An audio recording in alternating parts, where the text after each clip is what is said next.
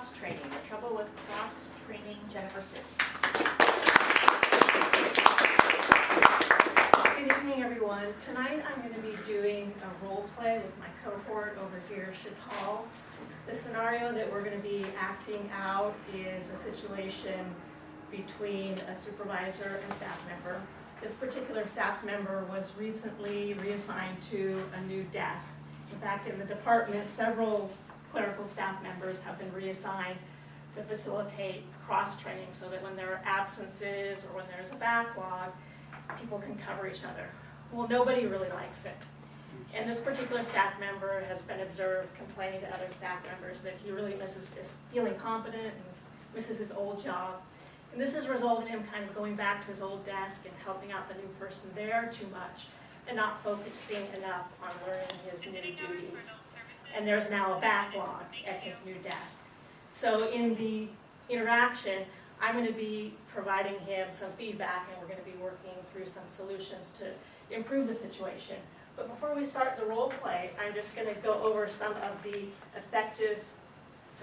characteristics of effective feedback so you can pay attention and see if I'm able to apply them in my discussion with Chital.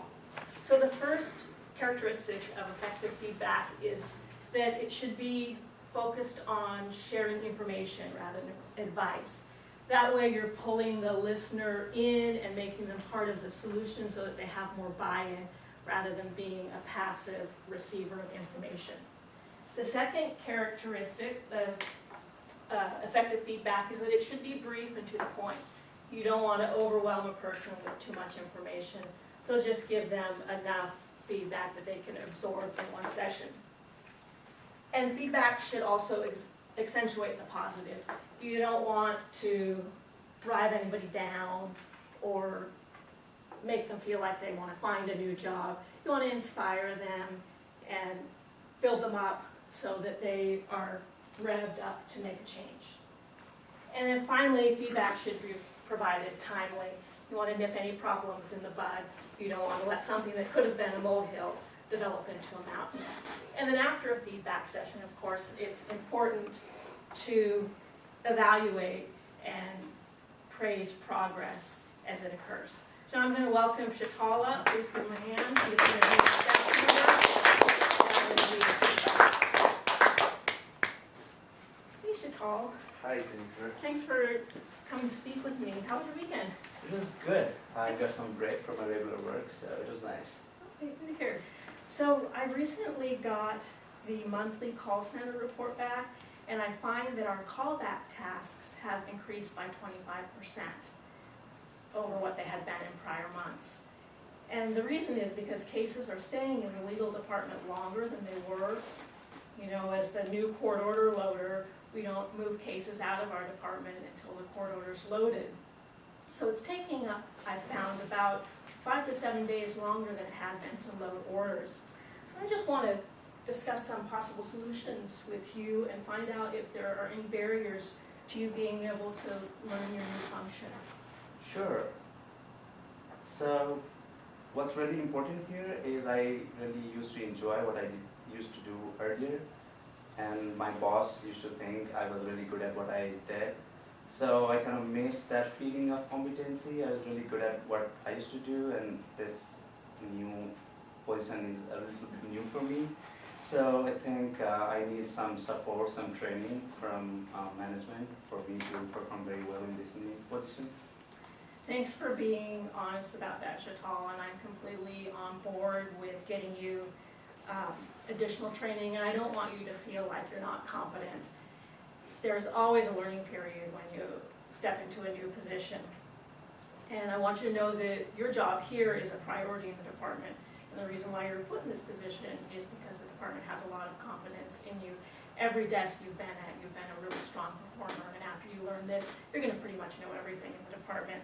So absolutely, I'm going to arrange some training for you. You can desk shadow again with the worker who covered this desk before.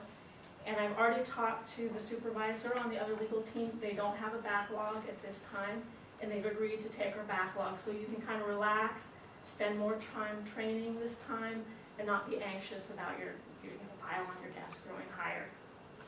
Thank you for doing that. But you know what?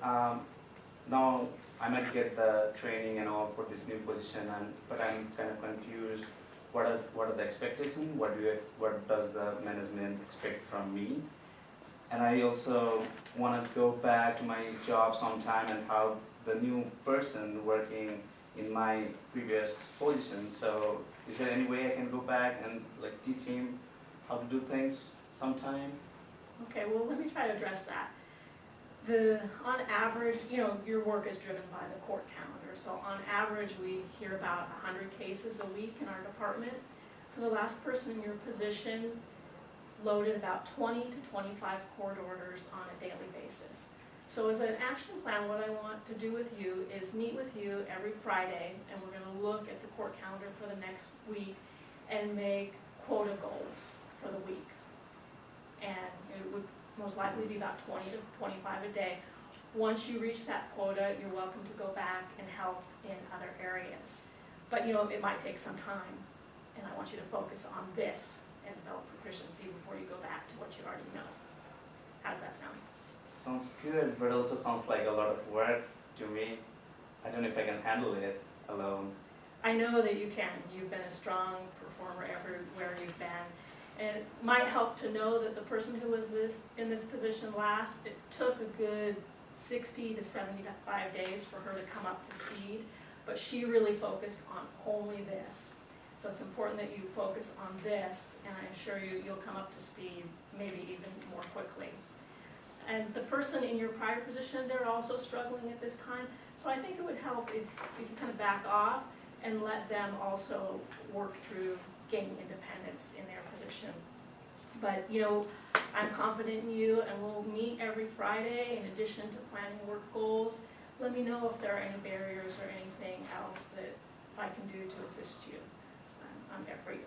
Sure. Yeah, this is really helpful. I'll try my best, and yeah, let's meet every Friday and let's see how things work. Okay, thank you, Chital. Thanks for meeting me, and I look forward to our meeting next Friday. Thank you so much.